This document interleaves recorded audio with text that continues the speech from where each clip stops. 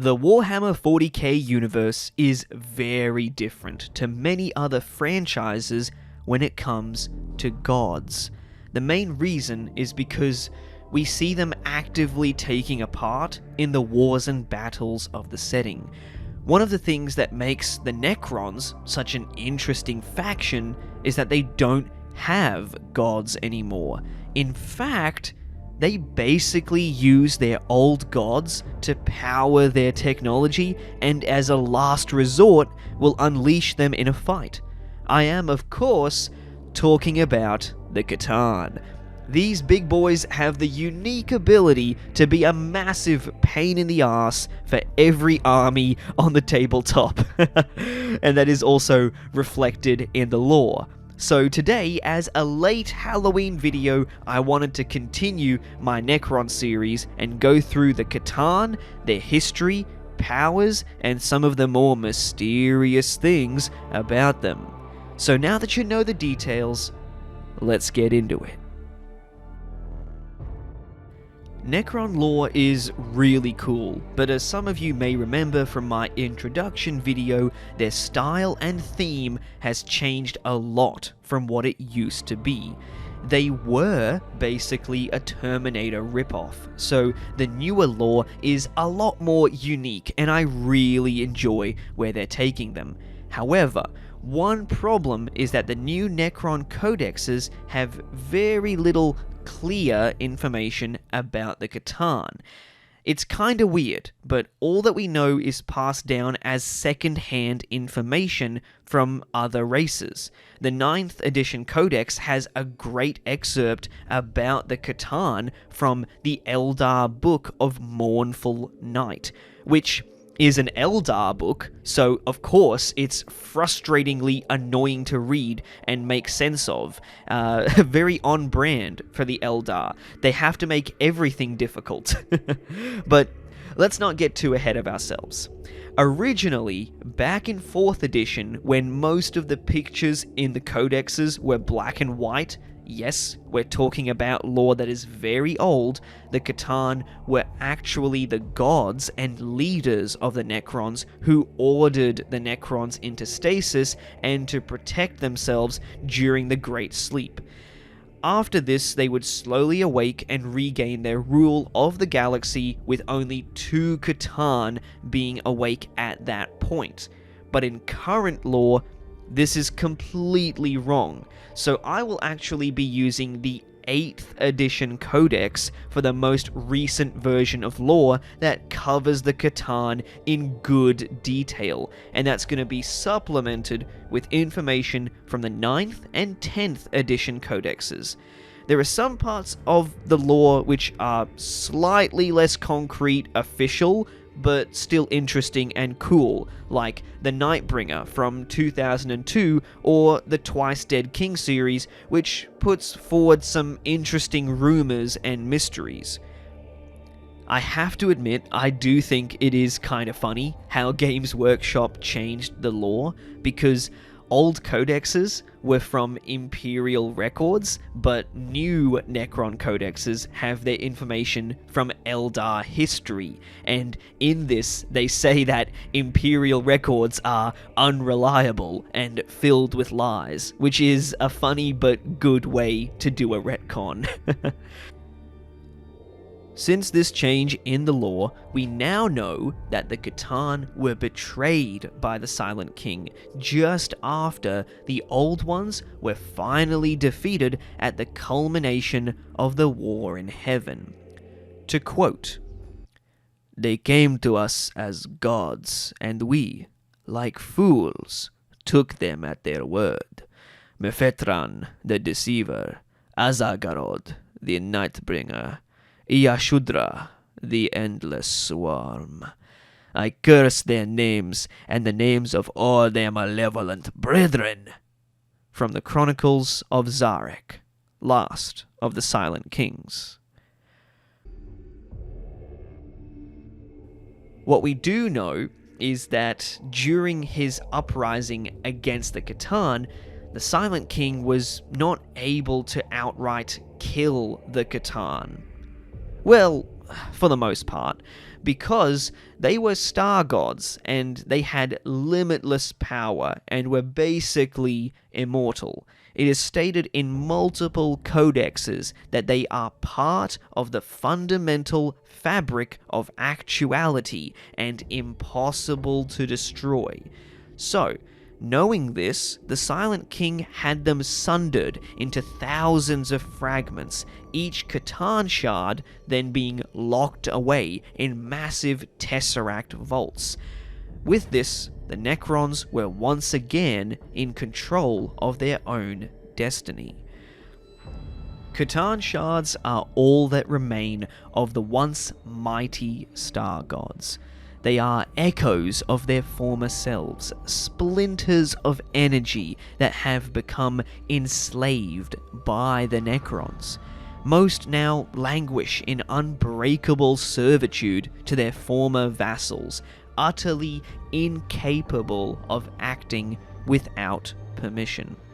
Should a catan shard rebel or have a fault develop in its control relays, then failsafe mechanisms automatically activate, taking the creature back to its tomb until times are dire enough that it must be called upon again. Even with these precautions, the necrons are still wary of employing the catan in battle. They are now slaves to the necrons, and this is not taken lightly. The 9th edition codex shows the hierarchy of necron society, and they rank at the very bottom. That's right, they rank even below a lowly necron warrior, which has no critical thinking of any kind. Despite being slaves of the necrons, each catan shard still holds near unlimited power. They can manifest energy blasts, control the minds of lesser beings, manipulate the flow of time, and banish enemies to alternate realities. They are in a strange state of mind because they carry the personality and power of the omnipotent creature they once were, but their thinking and abilities are fragmented as well. A catan shard may have the power to reduce a tank to molten slag, but it may not do so immediately because the original catan may have destroyed the tank in a different way, and it's struggling to process that difference. A catan shard is not invincible though. If you can penetrate its necrodermis, it can be defeated. Many of the catan shards are indentured into serving the necrons, but there are still many discrepancies from sources both reliable and not reliable about the number and nature of the catan. Accounts of the number and different forms of catan are very different, even amongst the Eldar, whose records differ between Ulthwé, the Black Library, and these even contradict those held on Alayatok. This is interesting because some catan are not bound to the necrons. A transcendent catan is one of the mightiest of their kind, and these can eventually break from their shackles if they are let loose on the battlefield for long enough. So, now let's talk about the different types of catan, and there is no better place to start than the literal personification of death, the Nightbringer. The Nightbringer is death incarnate, a sadistic god with the power to unmake the stars. It takes great joy in the pain and suffering of others, and its gaze becomes death itself. Its mighty scythe feasted on the annihilation of civilizations. Of all the star gods, the Nightbringer inflicted the greatest misery upon the galaxy. So profound was this legacy that fear of its silhouette is still felt by millions of species. The Nightbringer has its origins in the star of the homeworld of the Necron tier. After being brought into a physical body, it slaughtered all of those who did not bow their heads in servitude, and found great delight in the fear and souls of mortal beings. It was eventually convinced by the Necron tier that other races beyond their world could be feasted upon, and soon after, with the other star gods, they continued the war in heaven, laying waste to entire regions of space, and being content to destroy and feed at will. Like other ctan, the Nightbringer craved worshippers and slaves to satisfy its monstrous ego. It used its powers to reach into the minds of young races and plant seeds of their darkest fears. Ultimately, the Nightbringer was undone when its rival, the Deceiver, convinced it that the most succulent feasts were to be had in the living energies of its fellow ctan. With so much power and hubris, its downfall was simple. It never suspected that the Necrons would turn against it because of the weight of its own ego. Its essence was shattered by god-killing hypercannons, devised by the finest cryptex in the galaxy. Weapons the Nightbringer were convinced were built out of tribute were turned upon it while it feasted. It was then bound within an array of necrodermis containment units and trammeled under the rule of those it once called slaves. Its last gift to the universe was the innate fear of death that was imprinted on every race of the galaxy except for the Krorks, who were still spared of this, which is why orcs do not fear death. Though the Nightbringer's powers had been broken, the shards that remain are still the most powerful of their kind. All fear the Reaper, for it casts a long shadow indeed. This is an excerpt from The Nightbringer. As the Nightbringer came to its full height, Uriel saw that it towered above the mortals beneath it, swirling eddies of darkness at its base, snaking around the bodies of those not quick enough to escape its grasp. The cloak of darkness swept two of the Eldar warriors up. The scythe arm flashed, passing through their armor and bodies with ease, and their withered corpses dropped, no more than shriveled sacks of bone. So, now that I have rekindled your fear of the dark, let's move on to the greatest rival of the Nightbringer, the Deceiver. The Deceiver's greatest achievements are from deception and lies, subtle and charming. Its web of half-truths and outrageous falsehoods have led planets to their doom and great leaders into slavery. Its manifestation was a time of great rejoicing amongst the Necron tier when it first came into its physical body. They were awestruck with the ease of which it adapted. They named it Mephetran, the messenger, and believed it was a bridge to mediate between themselves and the other star gods. It was the Deceiver that orchestrated the horrors of biotransference. Despite the messenger's godly charisma, there were a few amongst the Necron tier, such as Orican the Diviner, that doubted his intentions. But With his manipulations, he had them all brought through biotransference all the same. He didn't give orders exactly, always a seed of doubt, always a suggestion or a half-truth he would spin to make others feel that they had come to their own conclusions. This was his greatest power. But he was also the architect of his own destruction. Even at the end of the war in heaven, when their enemies were slain and scattered, the Deceiver could not help but sow discord. It was the Deceiver who first set one ctan against another. In a whirl of pacts and betrayals, the Eldar legends tell of a god helping and hindering both sides.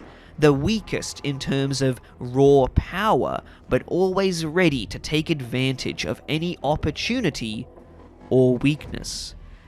This deviousness proved to be his undoing, its reputation tarnished, and so when the necrons revolted against him, none came to his aid. He was bound and broken into shards, now a tool of the race he once enslaved. To quote, "The being known as Mephetran came to us speaking honeyed platitudes and half-truths, and to my shame, we heeded its words. We exchanged the soul of our race for the illusion of emancipation. My revenge, when at last it came, earned me but a sliver of satisfaction. It pleases me to know that this avatar of disruption is now slaved to the cause of Necron dominance and galactic order. I only hope that this is as tortuous a fate for the Deceiver as the weight of failure is for myself." Zarek, last of the Silent Kings. While these two are the most well-known ctan, there is another that was added in recent years which has terrifying powers: the Void Dragon. Its full name is Magladroth, and he is portrayed in Eldar mythology as the greatest and most terrible of the catan. It is the most technologically advanced of all the catan, and legends tell of it empowering its soldiers to have attacks of eldritch lightning. Eldar legends continue to say that he had a necklace of talismans which were a secret weakness, which is how the Necrons were able to bring him down and shattered him into shards as well. It is also suggested that the Emperor of Mankind defeated one of these shards and locked it away under Mars, which influenced the uprising of the machine cult and the cult Mechanicus as we know it today. So that pretty much does it for the main catan that we know a lot about. But there are a couple of honorable mentions that are cool, but not fully realized ideas, ones that have mentions and paragraphs in the lore about them, but not huge stories and lots of pages about them. So one of the most interesting ones that I'm very excited about is Landugor the Flayer. I said earlier in the video that, for the most part, the Silent King was not able to outright kill a catan. This is the only case where a catan was killed, and even then, it was a struggle, because it took millions of necrons to be able to accomplish this, and we don't even know what weapons they used to finally do the trick. But with his dying breath, Landugor the Flayer cursed the entire Necron race with the Flayer virus, and this has become a grave threat to necrons in the modern 40k setting, because it's not exactly clear how big of an impact this is going to have on them and how much this could spread. And all of this is happening in the Twice Dead King series. There have been 2 books so far, and with the 3rd one hopefully on the way soon, there may be some very interesting exploration of this side of the lore. Another honourable mention goes to Niadra Zathar, the Burning One, and according to Eldar myths and legend, was the most cruel of all the ctan. To this ctan, everything in the universe was all but kindling, and nothing could endure its ravenous touch. It also had the side benefit of giving the necrons access to the webway, but this was incomplete. It was only a select area through the dolmen gates, and they had limited access. But at least in the most part, this is what helped to bring about the end of the War in Heaven.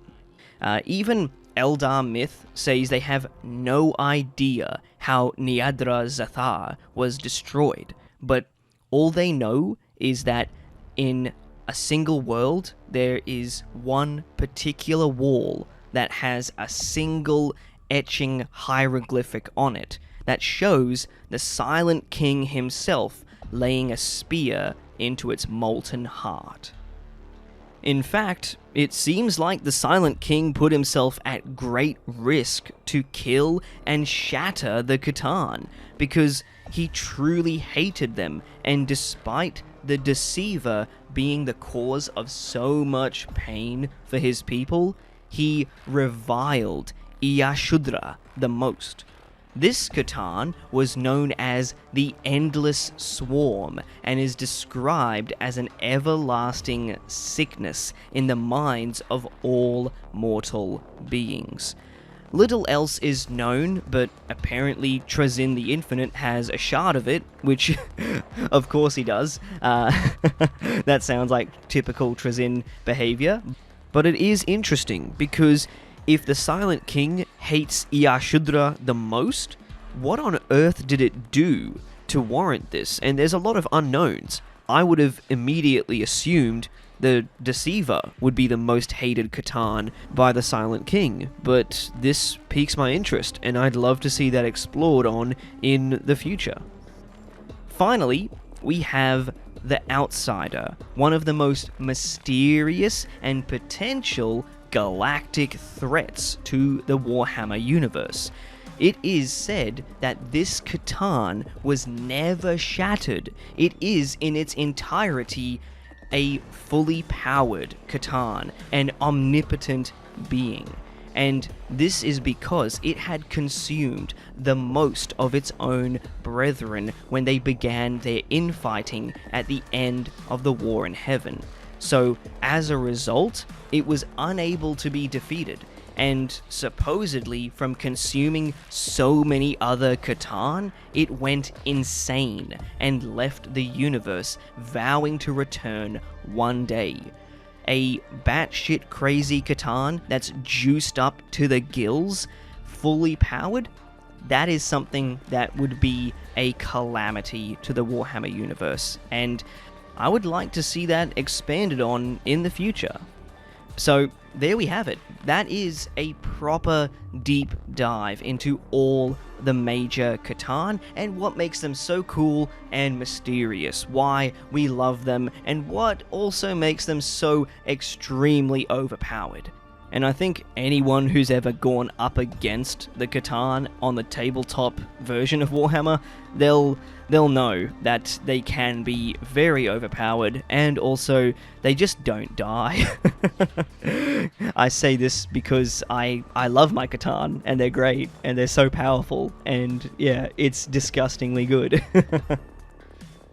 But anyway, I hope that you all were able to find this video enjoyable, entertaining, and interesting, so tell me what you thought about all of this in the comment section down below. Do you have a favorite catan? Do you hate the catan? Please, let me know. And if you do want to see more content like this, more Warhammer, more Necrons, anything along those lines, make sure you tell me, and don't forget to like and subscribe if you want to see more.